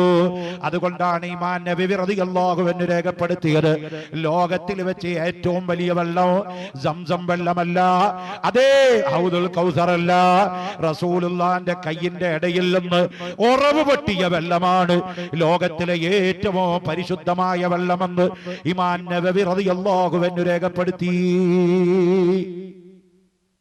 റസൂലുള്ളാഹിന്റെ മുടിയിട്ട വെള്ളം കുടിക്കാൻ പാടില്ലെങ്കിൽ കയ്യിന്റെ ഉള്ളിൽ നിന്ന് ഉറവ് പൊട്ടിയ വെള്ളം സഹാബത്തിന് കുടിക്കാൻ പാടുണ്ടോ? ഇത് മുടി സാധാരണ വെള്ളത്തിലൊന്നും ഇട്ടിട്ട് മുടിയിൽ എടുക്കുക, ഇത് കയ്യിന്റെ ഉള്ളിൽ നിന്നാ വരുന്നത്. കണ്ടോ, അല്ലാഹുവിന്റെ റസൂലിന്റെ കയ്യിന്റെ ഉള്ളിൽ നിന്ന്, ഇറച്ചിയുടെ ഉള്ളിൽ നിന്ന്, ചോരയുടെ ഉള്ളിൽ നിന്ന്, നിങ്ങളുടെ ഭാഷയെ പറയുകയാണെങ്കിൽ രോമത്തിന്റെ അകത്തുനിന്നൊക്കെ. റസൂലുള്ളാഹിന്റെ മുടിയെ പറ്റി അവൻ രോമം എഴുതിയത്. റസൂലുള്ളാഹിനെ വിമർശിച്ചതുകൊണ്ട് കാലുവെട്ടലും കൈവെട്ടലും അവന്റെ തലവെട്ടലും അവനെ അധിക്ഷേപിക്കലും ഒന്നും നമ്മുടെ ചര്യല്ല. നമ്മൾക്ക് ആദർശം ഉണ്ടല്ലോ, പിന്നെന്തിനാ നമ്മൾ കയ്യും കാലും കൂടെയൊക്കെ വെട്ടാൻ പോണത്? അത് ഇസ്ലാം മതത്തിന്റെ ലംഘനാണ്. റസൂൽ അതും പഠിപ്പിച്ചിട്ടുണ്ട്. അല്ലാഹുവിന്റെ റസൂലിനെ ഏറ്റവും അധികം വിമർശിച്ചിരുന്ന ഒരാളായിരുന്നു കഅബ്, മക്കക്കാരനായ കഅബ്. റസൂലുള്ളാഹിനെ ഇങ്ങനെ ചീത്ത വിളിക്കാൻ പാടില്ല. മക്കയുടെ തെരുവീതികളില് കഅബ് എന്ത് ചെയ്യും? കരിക്കട്ട കൊണ്ട് കവിത എഴുതി വെക്കും. ഉമ്മമാര് കേൾക്കണം. ഇതാണ് ഖദീജ വ്യഭിചരിച്ചു, ആയിഷ വ്യഭിചാരിയാണ്, മുഹമ്മദ് കള്ളനാണ്, അബൂബക്കർ മോശക്കാരനാണ്. ഇങ്ങനെ തെമ്മാടിത്തര എഴുതാൻ തുടങ്ങിയപ്പോ അല്ലാഹുവിന്റെ റസൂലാണെങ്കിൽ മദീനയില. സ്വഹാബത്ത് പറഞ്ഞു, നബിയെ, ആ കഅബിന്റെ ഉപദ്രവം വല്ലാതെ സഹിക്കവയ്യ. റസൂലുള്ള മദീനയിലെ ഭരണാധികാരിയാണ്, രാജാവാണ്. മദീന കോടതിയിലെ ചീഫ് ജസ്റ്റിസ് ആണ് ഖാദി ഖുലാത്താൻ. അല്ലാഹുവിന്റെ റസൂൽ മദീനത്തെ പള്ളിയിലെ ഇമാമാണ്. അതുകൊണ്ട് ഭരണം നടത്തുന്ന ഭരണാധികാരി കൂടിയാ. അതുകൊണ്ട് സ്വഹാബത്ത് പറഞ്ഞു, നബിയെ, ആ കഅബിനെതിരെ എന്തെങ്കിലും ഒരു നടപടി വേണോ? അപ്പൊ റസൂലുള്ള പറഞ്ഞു, കഅബിന്റെ തല മുറിച്ചു കൊണ്ടുവരുന്നവർക്ക് സ്വർഗം നൽകാമെന്ന് ഖാല റസൂലുള്ളാഹ്. ബഹുമാനപ്പെട്ട അഷ്റഫുൽ ഖൽഖ് മുഹമ്മദ് മുസ്തഫ സല്ലല്ലാഹു അലൈഹി വസല്ലം തങ്ങൾ സാധാരണ മനുഷ്യനല്ല. മുഹമ്മദ് നബി ലോകത്തിൽ ഒരാളുടെ തലക്ക് മാത്രമേ വില പറഞ്ഞിട്ടുള്ളൂ, കഅബിന്റെ. കഅബിനെ കൊന്നവർക്ക് സ്വർഗം. തിരിച്ചു പറയാറുന്നില്ലേ? കഅബിനെ കൊല്ലുന്നവർക്ക് 1000 ഒട്ടകം തരാന്ന് റസൂലുള്ളാഹിക്ക് പറയാൻ കഴിയില്ലാണ്ട. എന്തേ അത് പറയാഞ്ഞ്? അത് പിൽക്കാലത്ത് വലിയ ഓഫർ. അതിന്റെ മേലെ ആരെങ്കിലും പറയും, റസൂലുള്ള പറഞ്ഞതിന് മേലൊരു ഓഫർ പറയാൻ പറ്റില്ല. അപ്പൊ കണ്ടോങ്ങള്, നമ്മുടെ ഗവൺമെന്റ് ഹിറ്റ് ലിസ്റ്റിൽ പെടുത്തിയിരുന്ന ഒരാളുണ്ടായിരുന്നു. ആരാ? വീരപ്പൻ. തമിഴ്നാട് കർണാടക ഗവൺമെന്റും തലക്ക് വില പറഞ്ഞ ആളാ വീരപ്പൻ. തമിഴ്നാട് ഗവൺമെന്റ് പറഞ്ഞു, വീരപ്പനെ ജീവനോടെ പിടിച്ചു കൊടുക്കുന്നവർക്ക് 2 കോടി. കർണാടക ഗവൺമെന്റ് പറഞ്ഞു, ജീവനോടെ ചത്തിട്ട് കൊണ്ടുവന്നാലും മതി 2 കോടിയോ. 2+2 = 4. പിറ്റേ ദിവസം വീരപ്പൻ നക്കീരൻ ഗോപാലിനെ വിളിച്ച് കാട്ടിൽ വാർത്താ സമ്മേളനം നടത്തിയിട്ട് പറഞ്ഞു, എന്നെ കണ്ടിട്ട് മിണ്ടാതിരുന്നവർക്ക് 10 കോടി. കാരണം കാട്ടിലെ ചന്ദനു ആനയുടെ കൊമ്പുണ്ടെങ്കിൽ വീരപ്പന് സുഭിക്ഷം. ഇപ്പൊ ഓഫറിന് പോലെ ഓഫറായില്ലേ? റസൂലുള്ളാഹി തങ്ങൾ പറഞ്ഞ ഓഫർ എന്താ? കാബിന്റെ തലങ്ങ് മുറിച്ചു കൊണ്ടെന്നാൽ അവന് സ്വർഗം. ആരിക്കാ ഇങ്ങനെ ഒരു ഓഫർ എന്ന് പറയാൻ ധൈര്യം? പറഞ്ഞാ മതി, കൊടുക്കാൻ പോട്ടെ. മുഖ്യമന്ത്രിക്ക് പറയാൻ പറ്റോ? പ്രധാനമന്ത്രിക്ക് പറയാൻ പറ്റോ? ഒരു ജുഡീഷ്യറിക്ക് പറയാൻ പറ്റോ? ബില്ലാദിനെ പിടിക്കുന്നവർക്ക് അമേരിക്ക സ്വർഗം കൊടുക്കാന്ന് പറയുന്നുണ്ടോ? ബില്ലാദിനെ പിടിക്കുന്നവർക്ക് ഇസ്രയേൽ സ്വർഗം കൊടുക്കാന്ന് പറയുന്നുണ്ടോ? ചാൾസ് ശോഭരാജ് എന്ന് പറയുന്ന കുറ്റവാളിയെ പിടിക്കുന്നവർക്ക് സ്വർഗം കൊടുക്കാമെന്ന് ഐക്യരാഷ്ട്രസഭ പറഞ്ഞു? പറഞ്ഞില്ലല്ലോ. റസൂലുള്ള പറയുന്നു, കാബിന്റെ തലമുറിച്ചു കൊണ്ടുവരുന്നവർക്ക് ഒട്ടകമല്ല സ്വർണമല്ല സ്വർഗം തരാ. ഉമറുൽ ഫാറൂഖ് റളിയല്ലാഹു അൻഹു കേട്ട പാടി കേൾക്കാത്ത പാട് വാളെടുത്തു. ഇനി അവന്റെ കഥ കയറ്റിട്ടുള്ളൂ ഉമറുങ്ങട്. അബൂബക്കർ സിദ്ദീഖ് കൊടുത്തു വാള്, അലിയാരെടുത്തു വാള്, വീരാളി സഹാബന്മാരൊക്കെ വാളെടുത്തിറങ്ങി. എവിടവൻ? ഭരണകൂട ഓർഡർ ഇട്ടിരിക്കുക, ഭരണാധിപന്റെ ഓർഡറാ. റസൂലുള്ളാഹിയാണ് രാജാവ്, സൂപ്പർ രാജാവ്. അതുകൊണ്ട് മുറിക്കും കാബിന്റെ തല എവിടെ കണ്ടാലും. പക്ഷേ കാബ് മക്കയിലാണ്, ഓർഡർ ഇട്ടിരിക്കുന്നത് മദീനയിൽ നിന്നാണ്. കാബിന് മനസ്സിലാക്കി, മുഹമ്മദുർ റസൂലുള്ളാഹി ഓർഡർ ഇട്ടാൽ മരിച്ചാലും സഹാബത്തിന് നിറവേറ്റും ശപഥം. അതുകൊണ്ട് കാബ് ഒരു കാര്യം തീരുമാനിച്ചു, ഇനി രക്ഷയില്ല, ഇനി ഒറ്റ മാർഗേ ഉള്ളൂ. മുഹമ്മദ് കാരുണ്യവാനിൽ കാരുണ്യവാനാണ്, അത് കാബിനറിയാം. അതുകൊണ്ട് മുഹമ്മദിനോട് നേരിട്ട് ചെന്ന് മാപ്പ് പറയുക. പക്ഷേ മക്കയിൽ നിന്ന് മദീനയിലേക്ക് ഇന്ന് 475 കിലോമീറ്റർ ദൂരമുണ്ട് തരീഖുൽ ഹിജറ റോഡിലൂടെ. അത് റസൂലുള്ളാഹിന്റെ അന്നത്തെ കാലത്ത് 500-600 ഉണ്ടാവാം. അന്ന് കാറും ലോറിയൊന്നുമില്ല, സാപ്റ്റിക്കോന്റെ ബസ്സും ഇല്ല, വിമാനത്താവളവും ഇല്ല. അന്ന് ഈ കുതിരപ്പുറത്തോ ഒട്ടകപ്പുറത്തോ പോകണം. ചിലപ്പോൾ 5 ദിവസം 6 ദിവസമൊക്കെ പിടിക്കും മക്കത്തുനിന്ന് മദീനയിലേക്ക് യാത്ര ചെയ്തെത്താൻ. അതിന്റെ ഇടയിൽ എവിടെങ്കിലും വെച്ച് അലിയോ ഉമറോ ഉസ്മാനേറ്റും കണ്ടാൽ തന്നെ കശാപ്പ് ചെയ്ത് കളയും. അതുകൊണ്ട് കാബ് എന്ത് ചെയ്തെന്നറിയോ? മുസ്ലിം സ്ത്രീ ധരിക്കുന്ന പർദ അങ്ങ് ധരിച്ചു. കണ്ണുറിച്ച കറുത്ത ശീലുകൊണ്ട് മൂടിക്കെട്ടി മൂടുപടം എടുത്ത് കീപ്പോട്ടിട്ടു. ഇപ്പൊ കാബിനെ കണ്ടാൽ ഒരു പെണ്ണാണെന്നേ തോന്നുന്നു. കുതിരപ്പുറത്ത് യാത്ര ചെയ്തു മക്കയിൽ നിന്ന് മദീനയിലേക്ക്. ദിവസങ്ങൾക്കുള്ളിൽ മക്കയിൽ നിന്ന് മദീനയിലെത്തിയപ്പോൾ കാബ് കണ്ട കാഴ്ച അത്ഭുതപരതന്ത്രമാണ്. കാരണം മദീന മസ്ജിദുൻ നബവിയുടെ ഉമ്മറത്ത് അല്ലാഹുവിന്റെ റസൂലിന്റെ 4 ഭാഗത്തും സഹാബത്ത് ഇങ്ങനെ സഫ് സഫായി ഇങ്ങനെ വളഞ്ഞിരിക്കുകയാണ്. റസൂലുള്ള വഅദ് പറയുമ്പോ ഇതുപോലെയല്ല വഅദ് പറയാ. റസൂലുള്ള നടുക്കാണ് നിൽക്കുക, സ്വഹാബത്ത് സഫ് സഫ് സഫ് സഫ് സഫായി 4 ഭാഗം. നമുക്കിപ്പോ അങ്ങനെ വഅദ് പറയാൻ പറ്റാത്തത് കൊണ്ടാണ് ഇങ്ങനെ വഅദ് പറയുന്നത് കേട്ടോ. അങ്ങനത്തെ ഒരു സൗകര്യം ഇവിടെ ഇല്ല. അതേ സമയത്ത് നമ്മൾ ദിക്ർ ഹൽക്ക നടക്കാറുണ്ട്, ഹൽക്ക സലാത്തിന്റെ ഹൽക്ക നടക്കാറുണ്ട്. ഹൽക്ക വട്ടമിട്ടിരിക്കുക, മജ്ലിസ് എന്നാണ് ഹൽക്ക എന്ന് പറഞ്ഞതിന്റെ അർത്ഥം. അതാണ് ഇസ്ലാമിന്റെ മര്യാദയും. ഇരിക്കട്ടെ, ഞാൻ പറഞ്ഞു കൊണ്ടുവരുന്നത് ബഹുമാനപ്പെട്ട കഅബ് മക്കയിലെത്തി, മദീനയിലെത്തി. അല്ലാഹുവിന്റെ റസൂൽ നടുക്കാണിരിക്കുന്നത്, തൊട്ടടുത്ത് ഉമറുൽ ഫാറൂഖ്. തങ്ങളെ കണ്ടപ്പോ കഅബന്റെ ഉള്ളൊന്ന് പടപിടിച്ചു. ഉമറിന്റെ പേര് പറയുന്നിടത്ത് പിശാചി വരികയില്ലെന്ന് ഖാല റസൂലുള്ളാഹി. ഇത്ര വലിയ ധീരനാണ് ഉമർ ഇബ്നുൽ ഖത്താബ് റളിയല്ലാഹു അൻഹു. കഅബദ കുതിരപ്പുറത്തങ്ങ് കയറി നിന്നിട്ടൊരൊറ്റ വിളിയാണ്, മുഹമ്മദേ. ആ വിളി കേട്ടപ്പോഴേ റസൂലുള്ളാഹിക്ക് മനസ്സിലായി മുഹമ്മദേ, ഈ ഭൂമി ലോകത്ത് നിനക്ക് ഏറ്റവും അധികം വൈരാഗ്യമുള്ളത് ആരോടാ? അള്ളാന്റെ റസൂല് പറഞ്ഞു, അത് മക്കക്കാരനായ കാബിനോടാ. കാബ് ആകെ കുടുങ്ങിപ്പോയി. മുഹമ്മദേ എന്ന് റസൂലുള്ളാഹിനെ അല്ല പോലും വിളിച്ചിട്ടില്ല ഖുർആനിൽ. അല്ല പോലും റസൂലുള്ളാഹിക്ക് വലിയ റെസ്പെക്റ്റാ കൊടുത്തത്. 6666 ആയത്തിന്റെ അകത്ത് എവിടെങ്കിലും ഒരു സ്ഥലത്ത് മുഹമ്മദ് യാ മുഹമ്മദ് എന്നൊരു പ്രയോഗം ഖുർആനിൽ കാണാൻ പറ്റില്ല. എന്നാ എല്ലാ നബിമാരെയും അങ്ങനെ വിളിച്ചിട്ടുണ്ട്. യാ ഈസ, യാ ആദം ഉസ്കുൻ അന്ത വസൗജുക്കൽ ജന്ന, യാ ഈസ, യാ മൂസ, യാ ഇബ്രാഹിം, യാ യഹ്യ, യാ സക്കരിയ, എല്ലാരും യാ യാ യാ യാ എന്ന് പറഞ്ഞ ഏ മൂസ, ഏ ഈസ, ഏ സക്കരിയ, ഏ യഹ്യ എന്നിങ്ങനെയാണ് ആ വിളി. അത് റസൂലുള്ളാഹിനോട് അല്ലാഹ് വിളിച്ചിട്ടില്ല. റസൂലുള്ളാഹിനെ വിളിക്കേണ്ട പല സ്ഥലം ഉണ്ടായിരുന്നു. മുഹമ്മദ് എന്ന് പറഞ്ഞ സ്ഥലം ഖുർആനിൽ നോക്കൂ നിങ്ങൾ. ഒരു സ്ഥലം ഏതാ? മുഹമ്മദുർ റസൂലുള്ളാഹി വല്ലദീന മഅഹു അശദ്ദാഉ അലൽ കുഫാർ റുഹമാഉ ബൈനഹും തറാഹും റുക്അൻ സുജ്ജദൻ യബ്തഗൂന ഫളലൻ മിനല്ലാഹ്. അവിടെ യാ മുഹമ്മദ് അല്ല പറഞ്ഞത്, മുഹമ്മദുർ റസൂലുള്ളാഹി, അല്ലാഹുവിന്റെ പ്രവാചകരായ മുഹമ്മദ്. കണ്ടോ? യാ. ഇനി റസൂലുള്ള മലക്കുൽ മുഖറബായ മലക്ക് ജിബ്രീൽ. എന്താ മോനെ മിണ്ടാതിരിക്കുന്ന? മലക്ക് ജിബ്രീൽ. നമ്മൾ നബിദിന സമ്മേളനം നയിക്കല്ലേ? ആ നബിയോടുള്ള സ്നേഹത്തിന്റെ ബാഹ്യമായ ഒരു പ്രകടനമാണ് സലാത്ത് ഉറക്കെ ചെല്ലുക. പെണ്ണുങ്ങൾ, സ്ത്രീകൾ അവരുടെ ശരീരം കേൾക്കുന്ന അത്ര ഉച്ചത്തിലും, പുരുഷന്മാർ എത്ര ഉച്ചത്തിൽ സലാത്ത് ചെല്ലാൻ പറ്റും അത്ര ഉച്ചത്തിൽ ചെല്ലിയാൽ അതിനനുസരിച്ച് അള്ളാഹു കൂലി നൽകും. എന്റെ സലാത്ത് ചെല്ലുന്നതിന് ഒച്ചയ്ക്ക് ലിമിറ്റില്ല, ചെല്ലുന്ന എണ്ണത്തിന് ലിമിറ്റില്ല, ചെല്ലുന്ന സമയത്തിന് ലിമിറ്റില്ല. അധികരിപ്പിച്ചാൽ അത്രയും നിനക്ക് ഖൈറാണെന്ന് ഖാല റസൂലുള്ളാഹി.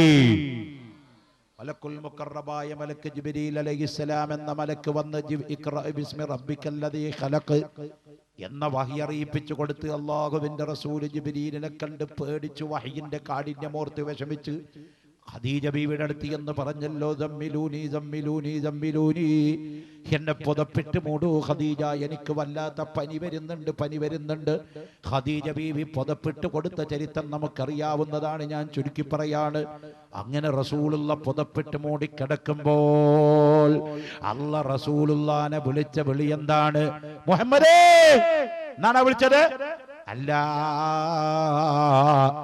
യാ അയ്യുഹൽ മുസമ്മിലൂ, പുതച്ചു മൂടിക്കിടക്കുന്ന നബിയേ, നിങ്ങൾ എഴുന്നേറ്റ് ജനങ്ങൾക്ക് വയലു പറഞ്ഞു കൊടുക്കുക. അല്ലാതെ മൂസാ നബിനെ വിളിച്ച പോലെ ഏ മൂസാന്നോ, ഇബ്രാഹിം നബിനെ വിളിച്ച പോലെ ഏ ഇബ്രാഹിമേ ഇങ്ങോട്ട് വാന്നോ. അള്ളാഹു മുഹമ്മദ് നബിനെ പറഞ്ഞിട്ടില്ല. അത്ര കണ്ട് അള്ളാഹ് ബഹുമാനിച്ച അസാധാരണ വ്യക്തിത്വം അള്ളാഹു തആല കൊടുത്ത അസാധാരണ മനുഷ്യനാണ് അഷ്റഫുൽ ഖൽഖ് മുഹമ്മദുർ റസൂലുള്ളാഹി. ആ റസൂലുള്ളാഹിനെയാണ് കഅബ് വിളിക്കുന്നത് മുഹമ്മദേ. ഈ ലോകത്തെ ഏറ്റവും അധികം വൈരാഗ്യമുള്ളത് ആരോടാണ്? അള്ളാഹിന്റെ റസൂലിന്റെ മറുപടി അത് കഅബിനോട് തന്നെയാണ്. അപ്പോഴാണ് കഅബ് ചോദിക്കുന്നത്, ആ കഅബ് നിങ്ങളുടെ കാലിന്റെ അടിയിൽ വന്നിട്ട് മാപ്പ് പറഞ്ഞാൽ ആ കഅബിന് മാപ്പ് കൊടുക്കുമോ മുഹമ്മദേ? അള്ളാഹിന്റെ റസൂലിന്റെ മറുപടി എന്താണെന്നോ? ആ കഅബ് മുസ്ലിമായ നിലയ്ക്ക് എൻ്റെ അടുത്ത് വന്നാൽ സർവ്വ പാപങ്ങളും പൊറുക്കപ്പെട്ടു എന്ന് പറഞ്ഞപ്പോ മുഖമൂടിയുള്ള കഅബ് മൂടുപടം അങ്ങ് നീക്കിയപ്പോ ഉമറുൽ ഫാറൂഖ് റളിയല്ലാഹു തആല അൻഹു വാളെടുത്തിട്ട് പറഞ്ഞു, നബിയേ, ഇവൻ മുനാഫിഖാണ്, ഇവനെ കൊല്ലണം, മാപ്പ് കൊടുക്കരുത്. അള്ളാന്റെ റസൂല് പറഞ്ഞവൻ മുനാഫിക്കല്ല ഉമറേ, മുസ്ലിമാണ്, മാപ്പ് കൊടുത്തിരിക്കുന്നു. ആ കഅബ് നിന്ന് കരച്ചിലാണ്. അവസാനം റസൂലുള്ളാഹിന്റെ മുന്നിൽ അങ്ങ് വന്ന് കൊച്ചുകുട്ടികൾ കരയണ പോലെ കരഞ്ഞിട്ട് രണ്ടുപേരി പദ്യം റസൂലുള്ളാഹിനെ പറ്റി അപ്പ പാടി. ഏതാണ് ആ പാട്ട്? ഇന്നർ റസൂല സൈഫുൻ യുസ്തലാഉ ബിഹി മുഹല്ലദും മിൻ സുയൂഫില്ലാഹി മസ്ലൂലു. അല്ലാഹുവിന്റെ റസൂലിനെ പറ്റി മദ്ഹ് പറഞ്ഞ ആ കഅബ് ഇബ്നു സുഹൈർ റളിയല്ലാഹു അൻഹു ഇസ്ലാമായി റസൂലുള്ളാഹിന്റെ ഖാദിമായി ജീവിച്ചു മരണം വരെ. അങ്ങനെ കൊല്ലാൻ വേണ്ടി തലക്ക് വില പറഞ്ഞ ആൾക്ക് പോലും മാപ്പ് കൊടുത്ത നേതാവാണ് റഹ്മത്തുൽ ലിൽ ആലമീൻ അഷ്റഫുൽ ഖൽഖ് നബി മുഹമ്മദ് മുസ്തഫ.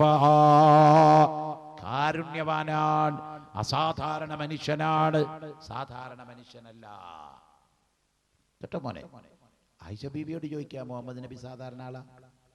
ഇപ്പൊ നമ്മളോട് നമ്മുടെ ഭാര്യമാർക്ക് സ്നേഹമൊക്കെ ഉണ്ടാവും, നമുക്ക് ഭാര്യമാരോടും ഉണ്ട്. പക്ഷെ ഒരു കാര്യം, ആ സ്നേഹത്തിനൊക്കെ ചില ലിമിറ്റുകളുണ്ട്. ചില ടൈമിന് ചിലപ്പോ ഭാര്യക്കും ഭർത്താവിനോടും കുറച്ച് പ്രത്യേക സ്നേഹമൊക്കെ തോന്നിക്കളയാം, എല്ലപ്പോഴും ഉണ്ടാവില്ല. ലിമിറ്റ്. ഉദാഹരണം, ഫോർ എക്സാമ്പിൾ, ഭാര്യ ബ്രഷ് ചെയ്യുന്ന ടൂത്ത് ബ്രഷ് അറിയാതെ ഭർത്താവ് എടുത്ത് വായയിലിട്ട് നേരം വിളിക്കുമ്പോ കറണ്ട് ഉണ്ടായിരുന്നില്ല, ബാത്റൂമിൽ നിന്നൊരു ബ്രഷ് കിട്ടി, കുറച്ച് പേസ്റ്റും കിട്ടി, ഇങ്ങനെ ആക്കുമ്പോഴാണ് ഭാര്യ വന്നിട്ട് നോക്കുമേ, എന്റെ ബ്രഷ് എടുത്തിട്ടാ നിങ്ങളിപ്പോ പുജാലൊപ്പിക്കണം. ഭാര്യ ചോദിച്ചു, എന്ത് പണി ഞങ്ങൾ ചെയ്തത്? എന്റെ ബ്രഷ് എടുത്തിട്ടാ നിങ്ങൾക്ക് പല്ലിയാക്കാൻ കണ്ടുള്ളൂ. അപ്പൊ ഭർത്താവ് പറയും, വായ കേടന്നൊന്നത്തെ എല്ലാം പോയി അല്ലേ. വലിയൊരു ശതമാനം ഭാര്യ ഭർത്താക്കന്മാരും അങ്ങനെ. ഭാര്യയുടെ വായന ബ്രഷ് കൊണ്ട് ഭർത്താവിന് ബ്രഷ് ചെയ്യാൻ വിഷമം, ഭർത്താവിന്റെ വായ വൃത്തിയാക്കുന്ന ബ്രഷ് കൊണ്ട് വായ വൃത്തിയാക്കാൻ ഭാര്യക്ക് വിഷമം. എന്നാ ആയിഷ ബീവി എന്താ പറയുന്നത് നോക്ക്. 17 വയസ്സുള്ള ആയിഷ ബീവി 63 വയസ്സുള്ള മുഹമ്മദുർ റസൂലുള്ളാഹി പല്ല് തേച്ചു വെക്കുന്ന അറാഖ് എന്ന് പറയുന്ന മരക്കഷ്ണമെടുത്തിട്ട് ആയിഷ ബീബി പറയാണ്, കഴുകാതെ ഞാൻ വായ തേക്കും. എന്തിന്? റസൂലുള്ളാന്റെ ബറക്കത്ത് കിട്ടാൻ. ആയിഷ ബീവിക്കറിയാം റസൂലുള്ള ആരാണ്. നമ്മൾ മൊയ്ലിയാരാണ് ഞാൻ, പിന്നെ ബാക്ക്വേർഡ് കമ്മീഷന്റെ മെമ്പറുമാണ്, നിങ്ങൾ ആളാണ്, റഫീഖ് അഹമ്മദ് സക്കാഫി സ്ഥാപനം നടത്തുന്ന ആളാണ്. ഇതൊക്കെ ശരിയാ. പക്ഷെ നമ്മുടെ ഭാര്യയുടെ അടുത്ത് നമുക്കൊരു സ്റ്റാറ്റസ് ഉണ്ട്. നിങ്ങൾ ഏത് കമ്മീഷനായാലും, നിങ്ങൾ ഏത് ജനറൽ സെക്രട്ടറി ആയാലും, ഭാര്യന്റെ അടുത്ത് നമുക്കൊക്കെ നമ്മുടെയൊക്കെ എല്ലാ വീക്ക്നെസ്സുകളും അവിടെ സുതാര്യാണ്. ഭാര്യയുടെ എല്ലാ വീക്ക്നെസ്സും നമുക്കറിയാം. അതുകൊണ്ട് നമ്മുടെ ആകത്തുക ഭാര്യയുടെ അടുത്തിരിക്കുന്നുണ്ട്. നമ്മളെല്ലാം മനസ്സിലാക്കിയവരവര്. അത് എല്ലാം റസൂലുള്ളാഹിനെ മനസ്സിലാക്കിയ ആയിഷ ബീവിക്ക് എന്നും റസൂലുള്ളാഹിന്റെ ബ്രഷ് എടുത്ത് ബർക്കത്തിന് വേണ്ടി തേക്കണം. അതാ മുഹമ്മദ് മുസ്തഫ. ഒരു സാധാരണ വ്യക്തിയായിരുന്നു മുഹമ്മദ് നബി എങ്കിൽ ഭർത്താവിന്റെ ബ്രഷ് എടുത്ത് വായിൽ ബർക്കത്തിന് വേണ്ടി എന്നും 17 വയസ്സുള്ള ആയിഷ ബീവി തേക്കോ? ആയിഷ ബീവി നിങ്ങൾ വിചാരിച്ച പോലെ 4 കായിന്റെ പെണ്ണൊന്നല്ല. ലോകം കണ്ട ഏറ്റവും വലിയ പണ്ഡിതയാണ് ആയിഷ എന്ന് ഖാല റസൂലുള്ളാഹി.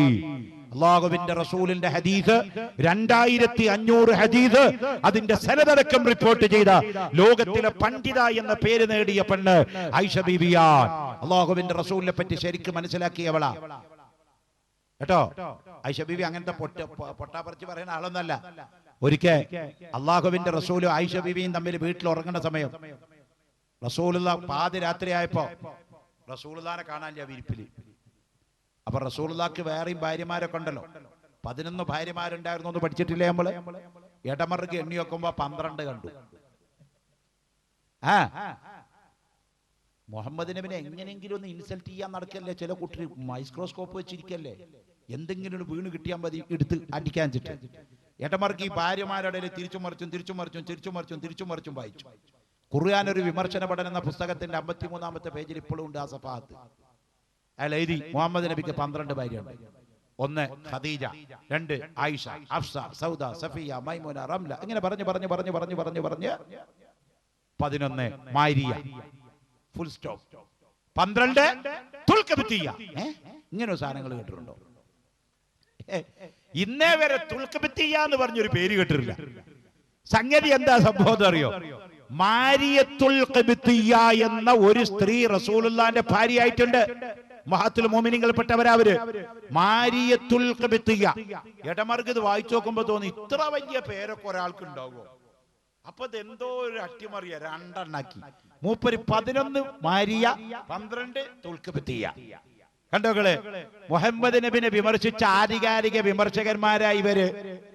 മുഹമ്മദ് നബി 11 പെണ്ണ് കെട്ടി എന്ന് പറഞ്ഞ് ലോകം മുഴുവൻ പെരുമ്പറ അടിച്ചവരായി ഇവര്. അവരോട് നമുക്ക് നീതിയുടെ പക്ഷത്തിൽ നിന്നുകൊണ്ട് ചോദിക്കാം, മുഹമ്മദ് നബിയുടെ കല്യാണത്തിന്റെ ഓരോരുത്തരുടെ ചരിത്രം അറിയണം. അള്ളാഹുവിന്റെ റസൂൽ ആകെ കെട്ടിയ ഒരു കന്യക ആയിഷയാണ്. 25-ാമത്തെ വയസ്സിൽ റസൂലുള്ളാഹിന്റെ സൗന്ദര്യം കണ്ടിട്ട് മക്കത്തെ പെൺകുട്ടികൾ വന്നിട്ട്, നമ്മുടെ ഇംഗ്ലീഷിൽ പറയുകയാണെങ്കിൽ ഐ ലവ് യു മുഹമ്മദ്, ഞാൻ നിന്നെ സ്നേഹിക്കുന്നു, എന്നെ കല്യാണം കഴിക്കുമെന്ന് ഇങ്ങനെ ചോദിക്കുക. റസൂലെ, എനിക്ക് നിങ്ങളോട് പ്രേമാണ്. മക്കത്തുനിന്നൊരു പെണ്ണ് പറഞ്ഞു, എനിക്ക് കെട്ടാൻ പറ്റുമോ? പറ്റില്ല മോളെ പറഞ്ഞു. മദീനയിലുള്ളപ്പോഴും പറഞ്ഞിട്ടുണ്ട്, എനിക്ക് നിങ്ങളെ പ്രേമാണ്, ഞങ്ങളുടെ കൂടെ നിന്ന് വന്ന് ഇരിക്കട്ടെ, ഞങ്ങളുടെ കൂടെ നിന്ന് വന്ന് നിസ്കരിക്കട്ടെ, ഞങ്ങളുടെ കൂടെ നിന്ന് പ്രാർത്ഥിക്കട്ടെ. നബി പറഞ്ഞു, വീട് മതി, നിന്റെ ഭർത്താവിന്റെ അടുത്ത് പോ, നീ വേണ്ടാത്ത ആഗ്രഹമൊന്നും പറയല്ലേ. അള്ളാഹുവിന്റെ റസൂലിന്റെ സൗന്ദര്യം കണ്ടിട്ട് ആയിഷ പോലും ഞെട്ടിപ്പോയി. ആയിഷ പറയാണ്, അള്ളാഹിന്റെ റസൂലിന്റെ ഹൽക്കിലൂടെ വെള്ളം കുടിക്കുമ്പോ സ്ഫടികപാത്രത്തിലൂടെ വെള്ളം ഇറങ്ങിപ്പോകുന്നത് പോലെ, റസൂലുള്ള കുടിക്കുന്ന വെള്ളം ഗ്ലാസിലൂടെ വെള്ളം ഇറങ്ങിപ്പോണ പോലെ ഹൽക്കിലൂടെ വെള്ളം പോകുന്നത് കാണാമായിരുന്നു. ഇത്ര സൗന്ദര്യ റസൂലുള്ളാഹി എന്ന് ആയിഷ ബീവി പറഞ്ഞത്. ചില്ലറക്കാരനല്ല. യൂസുഫ് നബിയുടെ 10 ഇരട്ടി സൗന്ദര്യം അള്ളാഹുവിന്റെ റസൂലിന് നൽകിയിട്ടുണ്ട് എന്ന് റസൂലുള്ള തന്നെ പറഞ്ഞിട്ടുണ്ട്. ആ ആയിഷ ബീവി റളിയല്ലാഹു അൻഹ റസൂലുള്ളാഹിനെ ശരിക്കും മനസ്സിലാക്കിയ സ്ത്രീയാ. കാര്യം കുറച്ചു കാലം കിട്ടിയുള്ളെങ്കിൽ എല്ലാ കാലം കൊണ്ട് ശരിക്കും മനസ്സിലാക്കി. ആയിഷ ബീവിയും റസൂലും തമ്മിൽ ഒരു വീട്ടിൽ ഉറങ്ങുകയാണ് കേട്ടോ. 11 ഭാര്യമാരൊക്കെ നബി കെട്ടിയത് പെണ്ണ് കെട്ടാൻ മോഹണ്ടായിട്ടല്ലാട്ട മോനെ. ഖദീജ ബീവിനെ മാത്രമാണ് ശരിക്കും കെട്ടിയത്. അതും ഖദീജ ബീവി ഇങ്ങോട്ട് വന്ന് പറയാം, നിങ്ങൾ ഇന്നെ കെട്ടണോന്ന്. ഖദീജ ബീവിനെ കെട്ടാൻ വേണ്ടി നടന്നിരുന്ന ആൾക്കാരൊക്കെ അബൂജാഹിൽ, ഉത്ബത്ത്, ഷൈബത്ത്, ഇവർക്കൊക്കെ ആ ഒരു കണ്ണുണ്ടായിരുന്നു. ഖദീജനെ കിട്ടിയാൽ തരക്കടില്ല. കാരണം പെരുത്ത് പണമുണ്ട്, അത്ര തന്നെ മൊഞ്ചുണ്ട്, നല്ല സൗന്ദര്യമുണ്ട്, പണമുണ്ട്. അതുകൊണ്ട് ഖദീജനെ എനിക്ക് കിട്ടണം. കോടീശ്വരന്മാർ ആഗ്രഹം വെച്ചപ്പോ ഷാമിലേക്ക് നബിയുടെ കൂടെ കച്ചവടത്തിന് കൊണ്ടുപോയി ഖദീജ ബീബി നബിനെ. അന്ന് അല്ലമീന നബിയായിട്ടില്ല. അപ്പോഴാണ് ഖദീജ ഞെട്ടിയത്. റസൂലുള്ള നടക്കുന്ന വഴിയിലൂടെ ആകാശമേഘങ്ങളോടി വന്നേ. അല്ലാഹുവിന്റെ റസൂലിന് മേഘങ്ങൾ വന്നുകൊണ്ട് തണലിട്ട് കൊടുക്കുകയാണ്. അള്ളാന്റെ റസൂല് നടക്കുമ്പോ റസൂലുള്ളാന്റെ കാല് ഭൂമിയിൽ തട്ടുന്നില്ല. റസൂലുള്ളാഹിക്ക് ആകാശത്തിലുള്ള മേഘങ്ങൾ വന്ന് തണലിട്ട് കൊടുക്കുകയാണ്. ഇത് ആയിഷാന്റെ ഖദീജാന്റെ കണ്ണുകൊണ്ട് കാണുകയാണ്. ഖദീജ വന്ന ഉടനെ തന്നെ പറഞ്ഞു, എനിക്ക് മുഹമ്മദ് ഭർത്താവ് മതി. മുഹമ്മദ് ആരാണെന്ന് ഖദീജ ബീവി ആദ്യം മനസ്സിലാക്കണത്. അതുകൊണ്ടാണ് ഉലമാക്കൾ പറഞ്ഞത്, ആണുങ്ങളുടെയും പെണ്ണുങ്ങളുടെയും കൂട്ടത്തിൽ നിന്ന് ആദ്യമായി മുസ്ലിമായത് ഖദീജ ബീവി റളിയല്ലാഹു അൻഹയാണ്. ഖദീജ ബീവി വളരെ നേരത്തെ മനസ്സിലാക്കി അള്ളാഹുവിന്റെ ഹബീബ് മുഹമ്മദ് നബിയാണെന്ന്. അതിനൊരുപാട് തെളിവുകൾ അവർ ശേഖരിച്ചു. അതുകൊണ്ടല്ലേ ഹിറാ ഗുഹയിൽ പോയിട്ട് തപസ്സിരിക്കുമ്പോ, ധ്യാനത്തിലിരിക്കുമ്പോ ഖദീജ ബീവി ഇവിടെ കച്ചവടം നടത്തി കൈണ്ടാക്കുക, വീട്ടിലേക്കുള്ള സാധനങ്ങളൊക്കെ മേടിക്കുക. കച്ചവടമൊക്കെ നടത്തി വീട്ടിലേക്കുള്ള സാധനം മേടിച്ചു വന്ന് രാത്രി വന്ന ഭക്ഷണമൊക്കെ ഉണ്ടാക്കിയിട്ട് റസൂലുള്ളാഹി തങ്ങൾക്കുള്ള ഭക്ഷണം ഒരു പാത്രത്തിൽ നിറച്ചിട്ട് മക്കത്തുനിന്ന് ഹിറാ ഗുഹയുടെ മുകളിലേക്ക് ഇപ്പൊ എത്ര കിലോമീറ്ററാന്ന് അറിയോ നിങ്ങള്? 8, 9, 10. ഹിറാ ഗുഹ രാവിലെ സുബഹിസ്കരിച്ച് കയറാൻ തുടങ്ങിയ അങ്ങ് ദുഹാടെ സമയം കഴിയും കൊല്ലത്താൽ. അവിടുന്ന് കീപ്പോട്ട് വരുമ്പോഴേക്കും മക്കത്തെ പള്ളിയിൽ ലോഹർ ജമാഅത്ത് കഴിഞ്ഞിരിക്കും. ആ പർവ്വതം ഇപ്പൊ ഒന്ന് കയറാൻ. അപ്പൊ 1400 കൊല്ലം മുമ്പേ അള്ളാന്റെ റസൂലിന് നേരം വെളുക്കുമ്പോ ഭക്ഷണമിട്ടാണ് പോയ ആ മലയുടെ മുകളിൽ പോയി റസൂലുള്ളാഹിക്ക് ഭക്ഷണം കൊടുക്കും. വൈകുന്നേരം വന്നാലും റസൂലുള്ളാഹിക്ക് 2 നേരവും ഭക്ഷണം കൊണ്ടുപോയി കൊടുക്കുന്ന റസൂലുള്ളാഹിനെ ഹൃദയം കൊണ്ട് സ്നേഹിച്ച ബീവി ഖദീജത്തുൽ കുബ്ര. അതുകൊണ്ടാണ് റസൂലുള്ള പറയാണ്, ഖദീജ എനിക്ക് ഏറ്റവും പ്രിയപ്പെട്ട പെണ്ണാണ്. ഖദീജ എന്ന് പറയുമ്പോ അള്ളാഹിന്റെ റസൂലിന്റെ 2 കണ്ണും അങ്ങ് നിറയായിരുന്നു. ഇത് കണ്ടപ്പോ ആയിഷ ബീവിക്ക് ദേഷ്യം പിടിച്ചു. പെണ്ണുങ്ങൾക്ക് ആരായാലും ദേഷ്യം വരും. ഒരു പെണ്ണിനെ പറ്റി നല്ലത് പറയുമ്പോ മറ്റേ പെണ്ണിന് ദേഷ്യം. അത് നാച്ചുറലാ. ആയിഷ ബീവിയൊക്കെ സാധാരണക്കാരത്തിയാണ്, ബിച്ചിയൊന്നും അല്ലല്ലോ. പക്ഷെ നമ്മളെ പോലെയല്ല, വലിയ കാറ്റഗറി ഉള്ളവരാ. അതുകൊണ്ട് ഖദീജ നല്ല പെണ്ണാന്ന് ഇങ്ങനെ പറഞ്ഞപ്പോ ആയിഷ ഒരു ചോദ്യം, നബി എന്തെങ്കിലും ഇങ്ങനെ പറയണം, നിന്നെക്കാട്ടിലും നല്ല പെണ്ണ ഖദീജ? അതെ ആയിഷ, നിന്നേക്കാൾ നല്ല പെണ്ണ. അപ്പൊ ആയിഷ ബീവി ചോദിക്കാം, പിന്നെ 40ാമത്തെ വയസ്സിൽ നിങ്ങൾ ഖദീജക്ക് 40 ഉള്ളപ്പോഴല്ലേ കെട്ടിയത്? നിങ്ങൾക്ക് 25. അന്ന് ഖദീജാനെ 2 ഭർത്താക്കന്മാര് കല്യാണം കഴിച്ച് ഡൈവേഴ്സ് ചെയ്തിട്ട് 1, 2 കുട്ടികൾ ഖദീജക്ക് ഉണ്ടായിരുന്നില്ലേ? ഉണ്ടായിരുന്നു. നിങ്ങൾ ഖദീജാനെ കെട്ടുമ്പോ ഖദീജയുടെ മുടി അവിടെ നരച്ചിരുന്നില്ലേ? നരച്ചിരുന്നു. നിങ്ങൾ ഖദീജ ബീവിനെ കെട്ടുമ്പോ ഖദീജ ബീവിയുടെ തൊലിയല്ല അവിടെ ചുളിഞ്ഞിരുന്നില്ലേ? ചുളിഞ്ഞിരുന്നു. എന്നിട്ട് ആ ഖദീജ നിങ്ങൾക്ക് പ്രിയം വെച്ചോള്. നിങ്ങൾ ഇന്നെ കെട്ടിയത് എപ്പോഴാ? 7ാമത്തെ വയസ്സില്. ഞാൻ നിങ്ങളും ദാമ്പത്യ ജീവിതത്തിലേക്ക് കടന്നതെപ്പോഴാ? 9ാമത്തെ വയസ്സില്. റസൂലുള്ള വഫാത്താകുമ്പോ ആയിഷ ബീവിയുടെ പ്രായം എത്ര? 17 വയസ്സ്, +2 വിദ്യാർത്ഥിനിയുടെ പ്രായം. നിങ്ങളുടെ ഭാര്യമാരില് കന്യകാത്വം നഷ്ടപ്പെടാത്ത ഏക പെണ്ണ് ആരായിരുന്നു? നീ തന്നെ. ഇനി നബി പറയും, ആരോടാ നിങ്ങൾക്ക് സ്നേഹം? എനിക്ക് ഖദീജാടന്നെ. ഇത് കേട്ടപ്പോ ആയിഷ ബീവി കരഞ്ഞുപോയി. ആയിഷ ബീവി അങ്ങ് കരഞ്ഞു. കാരണം കരച്ചിൽ വരും. റസൂലിന്റെ സ്നേഹം കിട്ടാനാ അവരിപ്പോ ഈ ഭാര്യയായിട്ട് നടക്കുന്നത്. നാളെ സ്വർഗത്തിലെ കഥയെ അവർക്ക് വലുത്, ദുന്യാവല്ലല്ലോ. അപ്പൊ റസൂലുള്ളാഹിക്ക് എന്നോട് ഏറ്റവും സ്നേഹമുണ്ട് എന്ന് പറയണം. അതിനുവേണ്ടിയാ ആയിഷ ബീവി ഇതൊക്കെ ചോദിച്ചത്. ഇത് ചോദിച്ചപ്പോ അല്ലാഹുവിന്റെ റസൂല് പറഞ്ഞു, ആയിഷ, ഖദീജ ആരാണെന്ന് നിനക്കറിയോ? ഖദീജയുടെ മഹത്വം നിങ്ങൾക്കറിയോ? മക്കയിലെ കോടീശ്വരത്തിയായിരുന്ന ഖദീജ, അവളുടെ സകല സമ്പത്തുകളും ആടുമാട് ഒട്ടകങ്ങളും ഈത്തപ്പനക്കാരക്ക തോട്ടങ്ങളുമൊക്കെ അള്ളാഹുവിൻ്റെ റസൂലായ എനിക്ക് വേണ്ടി ധർമ്മം ചെയ്യുകയും ആ പണം മുഴുവൻ ഞാൻ ഇസ്ലാമിന് വേണ്ടി ദാനം ചെയ്യുകയും ചെയ്തു. അവസാനം മരിക്കാൻ കാലത്ത് ഖദീജ ബീവിക്ക് നേരെ മക്കയിലുള്ള ആളുകൾ കാഫിരീങ്ങൾ ഉപരോധം ഏർപ്പെടുത്തി. മുഹമ്മദിന് വെള്ളം കൊടുക്കാൻ പാടില്ല, കുടുംബത്തിന് വെള്ളം കൊടുക്കാൻ പാടില്ല. അതേ റസൂലുള്ളാഹിനെ ഉപരോധം ഏർപ്പെടുത്തിയ സമയത്താണ് ഖദീജ ബീവി രോഗബാധിതയാകുന്നത്. ഒരു തുള്ളി വെള്ളം കിട്ടാതെ വിഷമിച്ചു കിടക്കുകയാണ്. ലോകകോടീശ്വരത്തിയായിരുന്ന ഖദീജ, റസൂലുള്ളാഹിന്റെ പ്രിയപ്പെട്ട ഖദീജ. ഖദീജ റസൂലുള്ളാഹിനെ വിളിച്ചിട്ട് പറഞ്ഞു, ഭർത്താവേ, എനിക്ക് കുടിക്കാൻ കുറച്ച് വെള്ളം കിട്ടണം, വെള്ളം തീർന്നു പോയി, കാഫിരീങ്ങൾ വെള്ളം കൊടുക്കുന്നില്ല. അഷ്റഫുൽ ഖൽഖ് സല്ലല്ലാഹു അലൈഹി വസല്ലമ തങ്ങള് സഹാബത്തിനെ പറഞ്ഞയച്ച് മക്കയുടെ മലമുകളിൽ കയറിയിട്ട് ഉണക്കപ്പുല്ല് വലിച്ചു കൊണ്ടുവന്നത് കുത്തിപ്പീഞ്ഞ് ചാറെടുത്തിട്ട് ആ ചാറാണ് ഖദീജക്ക് കുടിക്കാൻ കൊടുത്തത്. ലോക കോടീശ്വരത്തിയായ ഖദീജ, ഇസ്ലാമിന് സർവ്വതും തന്ന ഖദീജ, എനിക്ക് സർവ്വ മക്കളെയും തന്ന ഖദീജ, ഫാത്തിമാനെ എനിക്ക് തന്ന ഖദീജ, സൈനബാനെ എനിക്ക് തന്ന ഖദീജ. ആ ഖദീജാനെ മറക്കാൻ പറ്റുമോ? ഇതങ്ങ് കേട്ടപ്പോ ആയിഷ ബീവി രണ്ട് കണ്ണിലും ധാരധാരയായി വെള്ളം ഒലിപ്പിച്ചു പറഞ്ഞു, റസൂലേ, ഇത്ര വലിയ ത്യാഗം ഖദീജ ചെയ്തത് എനിക്കും അറിയുമായിരുന്നില്ല. ആ ഖദീജയുടെ ചോട തന്നെയാണ് എന്റെ സ്ഥാനം. ഞാനും ഖദീജാനെ പ്രിയം വെക്കുന്നു. ബീവി ആയിഷത്തു സിദ്ദീഖ, ആ ഖദീജ ബീവിയെ ഒന്ന് സ്വർഗത്തിൽ വെച്ച് കണ്ടുമുട്ടാൻ പാവപ്പെട്ട നമുക്ക് അല്ലാഹു തആല തൗഫീഖ് നൽകുമാറാവട്ടെ.